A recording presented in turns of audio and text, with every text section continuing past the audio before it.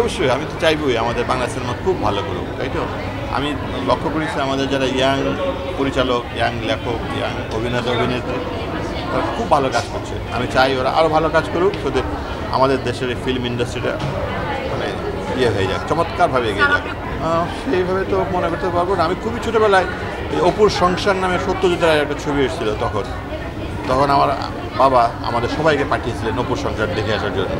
যদ্দূর মনে পড়ে ওটা ছিল আমার প্রথম ছবি। কিন্তু গল্পের সংকট থাকার কথা না, কারণ আমাদের যারা নাকি আমাদের দেশের লেখক, যারা নাকি লিখেন, তাই না, ওনারা তো অনেক ক্রিয়েটিভ আসলে, বিশেষ করে ইয়াং যারা আছে, আমি ওদের উপর খুবই ভরসা করি, তাই না, কারণ চমৎকার করে তৈরি করতে পারে সেখান থেকে। কাজে না, আমার মনে হয় না যে সংকটটা ঠিক গল্পের, আমার সংকটটা হয়তো কালচারের। আমরা বহুদিন থেকে এই সিনেমা হলে গিয়ে সিনেমা দেখাটা ছেড়ে দিয়েছি। যদি আবার শুরু হয় তাহলে আমার মনে হয় যে দেখবে, তাহলে আরও মানুষ ছবি তৈরি করবে। যদি দেখে সবাই যে চলচ্চিত্র তৈরি করে মানুষজন দেখছে, তাহলে এটা আবার শুরু হবে। আমি মনে করি না যে সংকটটা গল্পে। আমি ওই ডিটেলসটা বলতে পারবো না আসলে, আমি তো আর ওই ব্যবসায়িক জিনিসটা তো আমি জানি না।